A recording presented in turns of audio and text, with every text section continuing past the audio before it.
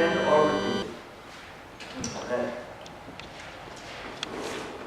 Leprosy was a real big deal in biblical times. It was, now you and I know what the actual disease leprosy is. Pretty much any skin disease, I mean, if you had a bad case of eczema or something like that, they would look on that as leprosy, just because they didn't know better, and they were real worried about it. But actual leprosy is extremely contagious. If I had leprosy and I just came over and I touched him, now he's got it too. So in the law, if you go back to Moses,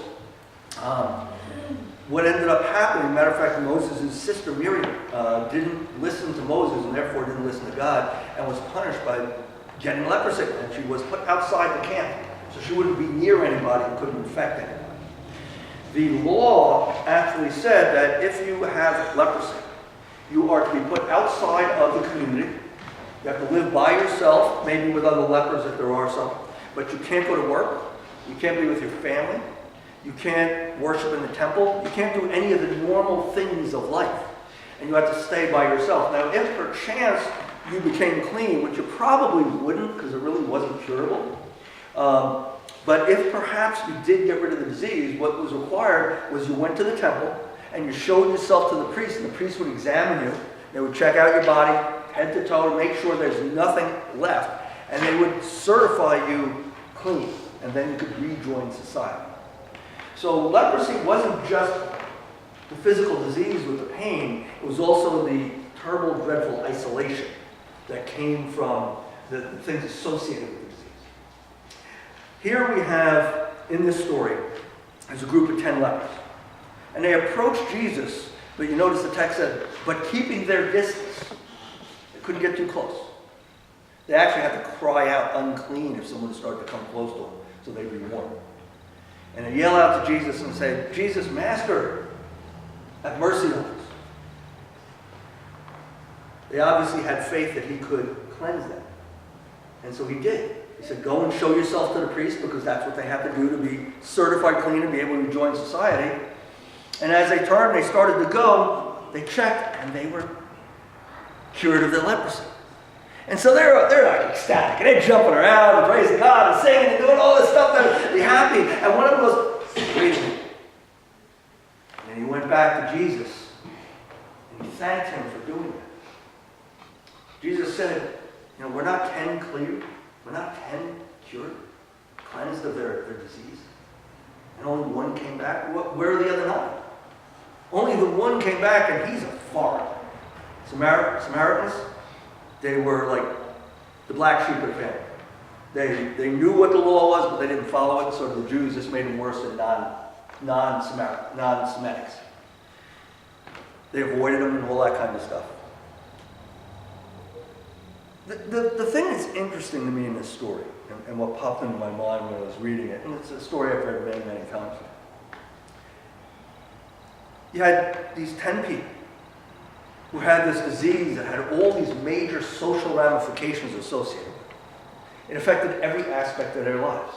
It was extremely painful, as well as the isolation piece that I talked about. And they were all cleansed. Of course, they were happy and everything else. But except for one of them, nobody bothered to say thank you. It's a pretty simple thing to do. But they just took for granted that they had been healed.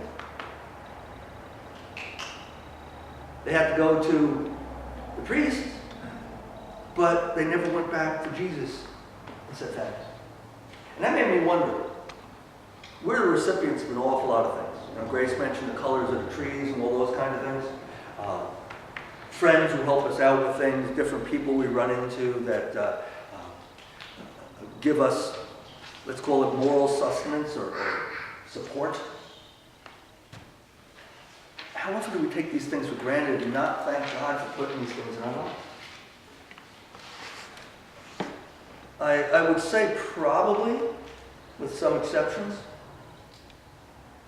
most of the time for most of us.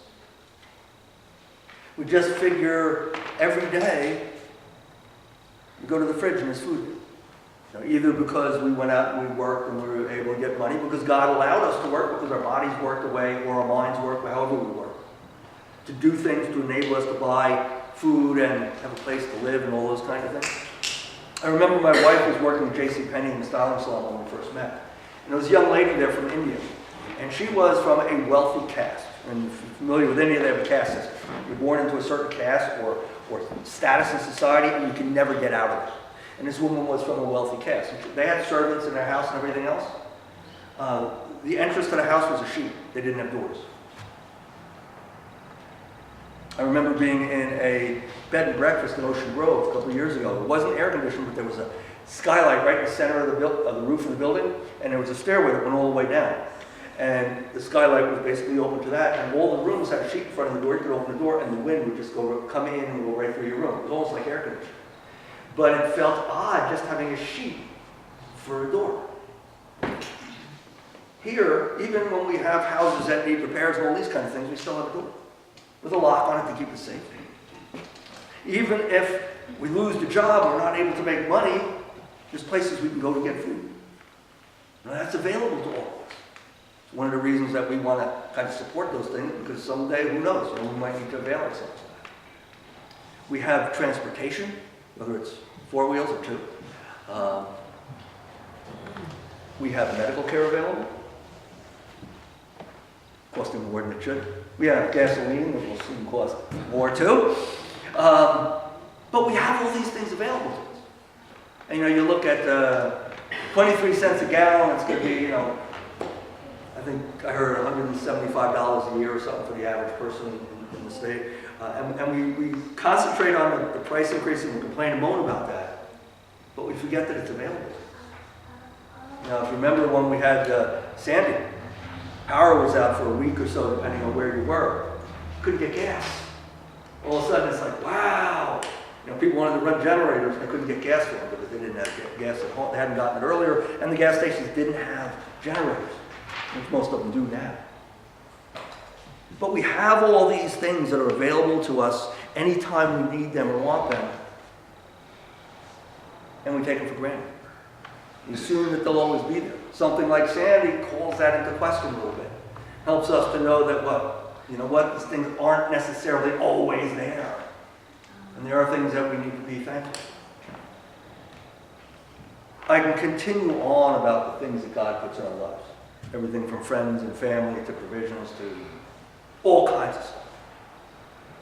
But we all know that God provides for us on a day-to-day basis. Just pause every day or a couple of times a day. Just say thank you. Doesn't seem like a big deal if you think about it. It is a big deal. To be grateful and thankful people is part of what we're called. So make sure when you talk to God tonight before you go to bed, you say, hey, thanks, appreciate it. Let's pray. Lord God, thank you for everything. Thank you for the things we take for granted. Thank you for the things that make such a difference in our lives. Thank you for the things that we don't even think of. Thank you. God, as we come together, there are lots of people who are suffering. The aftermath of the still Hurricane Matthew is devastating in Haiti and many other places. And so we pray for all those folks. We pray for those who will